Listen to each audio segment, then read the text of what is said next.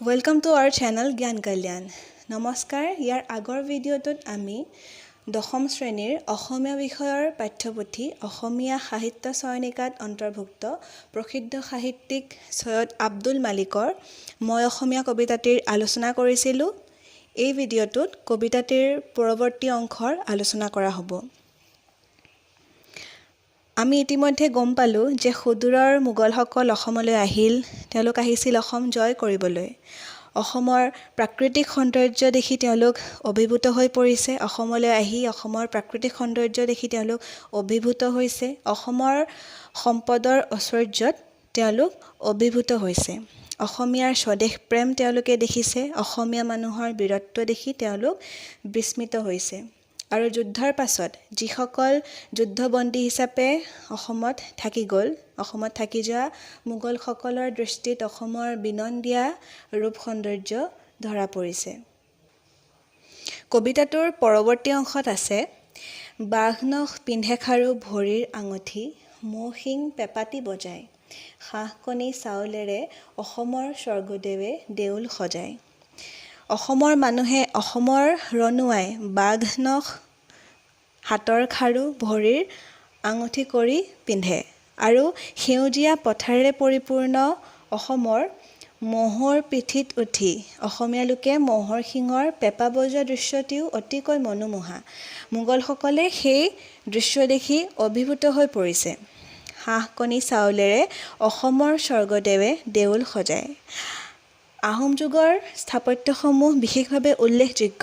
আহোম যুগৰ স্থাপত্যসমূহ হাঁহ কণী চাউলেৰে প্ৰস্তুত কৰা এবিধ বিশেষ কৰালেৰে সজা হৈছিল। আহোম ৰজাসকলে এই বিশেষ কৰালেৰে স্থাপত্যসমূহ সজুৱাইছিল। নদীৰ বালিত ভৰা সোণ চেকুৰীয়া গুৰি হয় গছকত ভাগি পুথিয়ে কাণত পিন্ধে সোণৰ থুৰীয়া ভেকুলীয়ে ফুট লৈ সজাই সোৱাগী। অসম ইমানেই চহকী যে অসমৰ নদীৰ বালিতো সোণ পোৱা যায় আৰু সেই সোণ যেন গছকত ভাগি গুৰি হয়। অসমৰ সোৱণশিৰি নদীৰ পানীত এসময়ত সোণ কমোৱা হৈছিল, এই কথা আমি জানো। এয়া যেন প্ৰকৃতিৰ অসমলৈ দান। তাৰ পাছত আছে পুথিয়ে কাণত পিন্ধে সোণৰ থুৰীয়া ভেকুলীয়ে ফুট লৈ সজাই সোৱাগী। অসমৰ পুঠি মাছজনীও যেন কাণত থুৰীয়া পিন্ধে আৰু সেই থুৰীয়া সাধাৰণ থুৰীয়া নহয়, সোণৰ থুৰীয়া। অসমৰ কেৱল মানুহেই নহয়, অসমৰ জলচৰ স্থলচৰ সকলো জীৱে যেন ঐশ্বৰ্যৰে পৰিপূৰ্ণ। ভেকুলীয়ে ফুট লৈ সজাই সোৱাগী। ভেকুলীয়েও যেন কপালত ফুট লৈ সোৱাগী সজাইছে।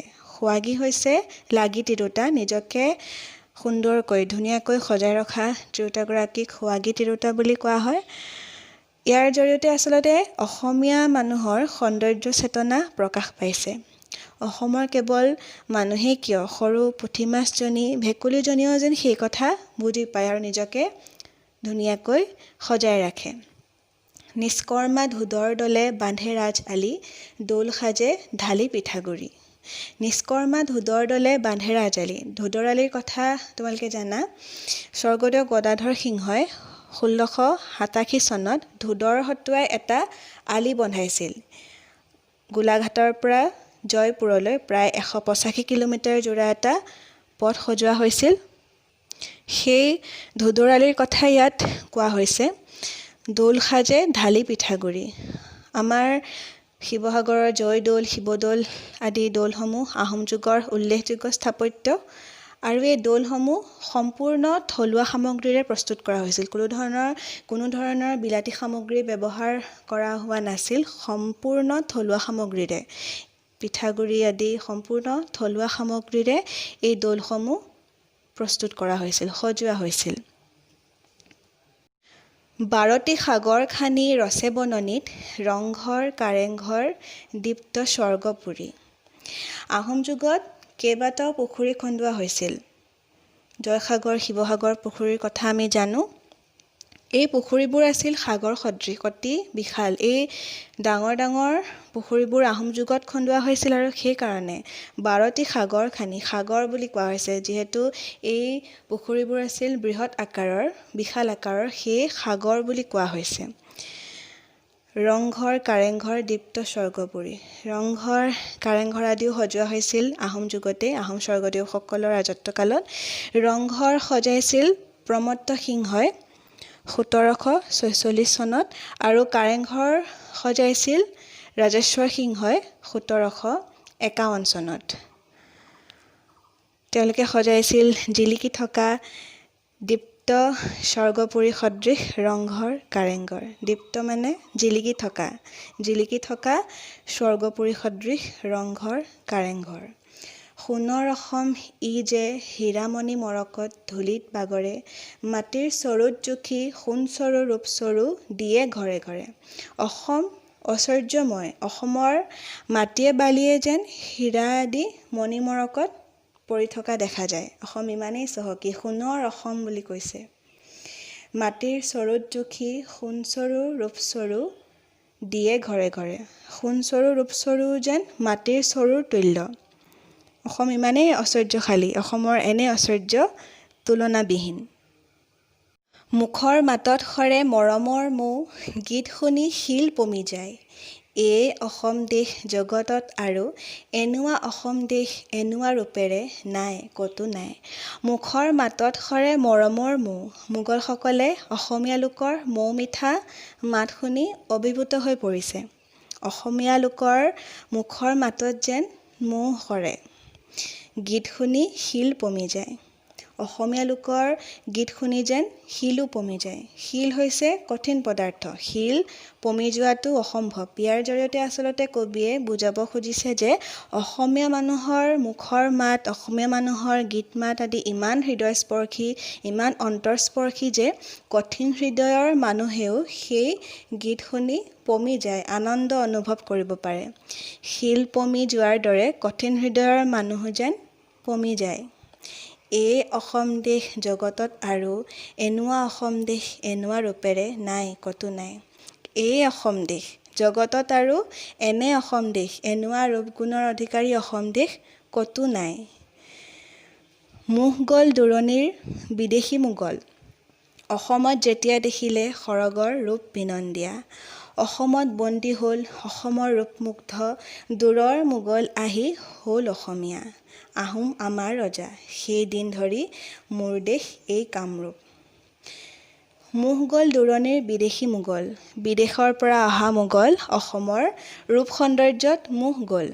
তেওঁলোকে অসমীয়া ভাষা নিজৰ কৰি ল'লে, অসমীয়া গীত, অসমীয়া লোকক নিজৰ কৰি ল'লে। যেতিয়া তেওঁলোকে অসমৰ ৰূপ সৌন্দৰ্য দেখিলে, বিনন্দীয়া ৰূপ সৌন্দৰ্য দেখিলে, সৰগৰ ৰূপ যেন ৰূপ সৌন্দৰ্য অসমত যেতিয়া দেখিবলৈ পালে, তেতিয়া দূৰণিৰ বিদেশী মোগল মোহ গ'ল, অসমত বন্দী হ'ল, অসমৰ ৰূপত মুগ্ধ হ'ল, অসমীয়া ৰূপগুণত তেওঁলোক বন্দী হ'ল।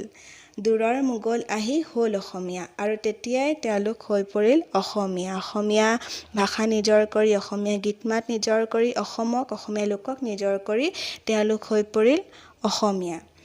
আহোম আমাৰ ৰজা, সেই দিন ধৰি মোৰ দেশ এই কামৰূপ। তেওঁলোকে মানি ল'লে যে আহোম ৰজাই আমাৰ ৰজা আৰু কামৰূপেই হৈছে আমাৰ দেশ। অসমৰ হকে যুঁজি অসমৰ হকে মৰো, জ্বলি ইয়াতে শেষ হয় জীৱনৰ ধূপ। তেওঁলোকে কৈছে যে তেওঁলোক অসমৰ হৈ যুঁজিবলৈও সাজু আৰু অসমৰ বাবে মৰিবলৈও তেওঁলোক সাজু। যেতিয়ালৈকে তেওঁলোক জীয়াই থাকিব, তেতিয়ালৈকে তেওঁলোক অসমৰ বাবেই যুঁজিব আৰু অসমৰ বাবে তেওঁলোক মৰিবলৈও সাজু বুলি কৈছে। জীৱনৰ ধূপ জ্বলি শেষ হোৱালৈকে, অৰ্থাৎ জীৱনটো শেষ হোৱালৈকে তেওঁলোক অসমৰে অসমীয়া হৈ জীয়াই থাকিব বুলি কৈছে। সেইদিন ধৰি মই অসমৰ অসমীয়া, ধৰ্ম মোৰ জাতি মোৰ অসমীয়া প্ৰাণৰ আপোন। সেইদিন ধৰি, অৰ্থাৎ যেতিয়া মোগলসকলে অসমতে থাকি যোৱাৰ সিদ্ধান্ত ল'লে, তেতিয়াৰ পৰাই তেওঁলোক হৈ পৰিল অসমৰে অসমীয়া। অসমকে নিজৰ বুলি তেওঁলোকে মানি ল'লে। ধৰ্ম মোৰ জাতি মোৰ অসমীয়া প্ৰাণৰ আপোন। তেওঁলোকে মানি ল'লে, তেওঁলোকে কৈছে যে অসমীয়া জাতি মোৰ, অসমীয়া ধৰ্ম মোৰ, অসমীয়াই মোৰ প্ৰাণৰো আপোন। বিকশি উঠিল মোৰ অসমৰ দুবৰিতে নন্দনৰ বিনন্দীয়া সুখৰ সপোন। অসমৰ মাটিতে যেন তেওঁলোকৰ বিনন্দীয়া সুখৰ সপোন, জীৱনৰ সকলো সুখৰ সপোন বিকশি উঠিল। জীয়াই থাকোঁতে মই এই পৃথিৱীত চিৰদিন ইয়াৰে অসমীয়া, মৰিলেও অসমৰে মই। মৰাৰ পিছতো যদি আহোঁ পুনো কেতিয়াবা, আহিম ইয়ালৈ ঘূৰি, স্মৃতিৰ ইতিহাস লৈ অসমৰে অসমীয়া হৈ। কবিয়ে কৈছে যে জীয়াই থাকোঁতে মই এই পৃথিৱীত চিৰদিন ইয়াৰে অসমীয়া, মৰিলেও অসমৰে মই। তেওঁ চিৰদিন অসমীয়াই হৈ ৰ'ব। এই পৃথিৱীত জীয়াই থাকোঁতেও তেওঁ অসমীয়া আৰু মৰিলেও তেওঁ অসমীয়াই হৈ ৰ'ব, অসমৰে হৈ ৰ'ব। আকৌ কৈছে যে মৰাৰ পিছতো যদি আহোঁ পুনো কেতিয়াবা, আহিম ইয়ালৈ ঘূৰি। আৰু আমাৰ ভাৰতীয় সংস্কৃতিত বা ভাৰতীয় পৰম্পৰাত ইহলোক পৰলোক বিশ্বাস কৰা হয়, জন্মান্তৰবাদত বিশ্বাস কৰা হয়। এই বিশ্বাস মতে দেহ ত্যাগৰ পিছত পুনৰ নতুন দেহ ধাৰণ কৰে বা পুনৰ জন্মগ্ৰহণ কৰে। সেই কবিয়ে কৈছে যে অসমতে তেওঁ মৃত্যুবৰণ কৰিব আৰু যদি পুনৰ জন্মগ্ৰহণ কৰিব লগা হয় তেন্তে তেওঁ অসমতে জনম ল'ব, অসমলৈকে ঘূৰি আহিব তেওঁ। স্মৃতিৰ ইতিহাস লৈ, স্মৃতিৰ মানে স্মৃতিৰ ইতিহাস লৈ অসমৰে অসমীয়া হৈ তেওঁ পুনৰ অসমলৈকে ঘূৰি আহিব। এনে কথাবোৰৰ জৰিয়তে কবি চৈয়দ আব্দুল মালিকৰ স্বদেশ প্ৰীতি, তেওঁৰ নিজৰ জাতিৰ প্ৰতি থকা ভালপোৱা অতি সুন্দৰ ৰূপত প্ৰকাশ পাইছে। কবিয়ে কৈছে, অসমীয়া ভাষা মোৰ, কথা মোৰ, গীত মোৰ, অসমৰ প্ৰকৃতিয়ে ৰচা, বিহগ কিন্নৰ য'ত শুনিলে নীৰৱ হয়, অসমীয়া গীত মোৰ হৃদয় উপচা। কবিয়ে কৈছে যে অসমীয়া ভাষা মোৰ, কথা মোৰ, গীত মোৰ, আৰু তেওঁ কৈছে যে অসমীয়া গীত ইমানেই সুমধুৰ, ইমানেই শ্ৰুতিমধুৰ যে বিহগ কিন্নৰো সেই গীত শুনিলে নীৰৱ হৈ পৰে।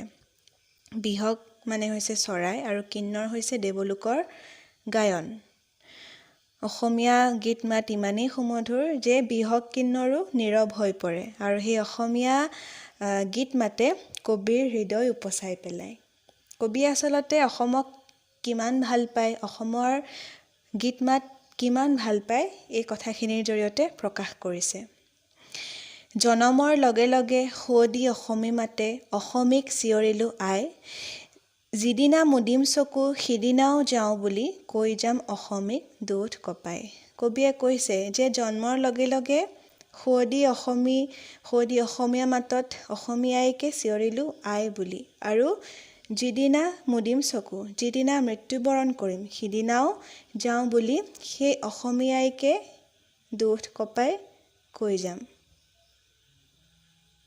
সৰগত কেতিয়াবা থাকোঁতে সুখত ভুল, স্মৃতিহীন আলোকপুৰত, মৰতত কোনোবাই সুঁৱৰিলে নাম মোৰ, অসমৰ সুৱদীয়া ভাষাৰ সুৰত। চিনি পাম, বুজি পাম আমৰণ সৰগতো, মোৰ এই ভাষা অসমীয়া। সৰগৰ গীত এৰি শুনিম দোকান পাতি, অসমৰ গীতটি-সুৰীয়া। কবিয়ে কৈছে যদি কেতিয়াবা বিমল সুখত সৰগত থাকে, স্মৃতিহীন আলোকপুৰত থাকে, সেই সময়তো যদি কোনোবাই মৰতত অসমীয়া সুৱদী ভাষাত তেওঁৰ নাম লয়, তেতিয়াও তেওঁ বুজি পাম বুলি কৈছে। সৰগত বা স্মৃতিহীন আলোকপুৰত পূৰ্বৰ কোনো স্মৃতি নাথাকে, সকলো পাহৰি যায়। কিন্তু কবিৰ অন্তৰত অসমীয়া মাত কথাৰ প্ৰতি, অসমৰ গীতৰ প্ৰতি, অসমীয়া ভাষাৰ প্ৰতি যি আকৰ্ষণ, সেই আকৰ্ষণ ইমানেই গভীৰ, ইমানেই তীব্ৰ যে সৰগৰ স্মৃতিহীন আলোকপুৰত থাকিলেও তেওঁ বুজি পাম বুলি কৈছে। তেওঁ কৈছে যে চিনি পাম, বুজি পাম আমৰণ সৰগতো, মোৰ এই ভাষা অসমীয়া। সৰগৰ গীত এৰি শুনিম দোকান পাতি, অসমৰ গীতটি-সুৰীয়া। সৰগৰ গীত এৰি তেওঁ দোকান পাতি অসমৰ গীতটিহে শুনিম বুলি কৈছে। জীৱনে মৰণে মই চিৰদিন অসমীয়া, অসমীয়া দেহ প্ৰাণ মন, জীয়াই থাকোঁতে মই অসমৰে অসমীয়া, মৰিলেও বৰি ল'ম অসমৰ অমিয়া মৰণ। জীয়াই থাকিলেও অসমীয়াই পৰিচয় মৃত্যুৰ পিছতো পৰিচয় অসমীয়া। আৰু তেওঁ কৈছে, কবিয়ে কৈছে যে অসমত মৃত্যুবৰণ কৰিব লাগিলে এই মৃত্যু যেন অমিয়া মৃত্যু, অমিয়া মৰণ, মানে অমৃতৰ দৰে অমৰ মৃত্যু, অমৃতৰ তুল্য মৃত্যু। স্বদেশৰ প্ৰতি প্ৰেম ইমানেই গভীৰ যে মৃত্যুৰ পাছতো তেওঁ স্বদেশতে থাকি যাম বুলি কৈছে। অসমৰে অসমীয়া হৈ চিৰদিন অসমীয়া হৈ নিজৰ স্বদেশতে থাকি যাম বুলি কৈছে। অমৰ হৈ পৰিম বুলি কৈছে। যদি স্বদেশতে মৃত্যুবৰণ কৰে তেওঁৰ বাবে সেই মৃত্যু হ'ব অমৰ মৃত্যু। জীৱনে মৰণে চিৰদিন অসমীয়া হৈ ৰ'ব খোজা কবি চৈয়দ আব্দুল মালিকৰ এটি অনুপম কবিতা মই অসমীয়া। কবিতাটোত কবিৰ মাতৃভূমিৰ প্ৰতি থকা প্ৰেম, ভালপোৱা, শ্ৰদ্ধা, কৃতজ্ঞতা সকলো প্ৰকাশ পাইছে। তেওঁ অসমীয়া পৰিচয়েৰে জীৱনে মৰণে চিৰকাল অসমৰ মায়াত বন্দী হৈ থাকিব খুজিছে। কবিতাটোত অসমৰ অতীত ইতিহাস ব্যঞ্জিত হৈছে, অসমৰ সৌন্দৰ্য প্ৰকাশ পাইছে, অসমীয়া লোকৰ বীৰত্ব, স্বদেশপ্ৰেম সকলো ফুটি উঠিছে। কবিতাটিৰ মূল কথা ইমানেই। ধন্যবাদ।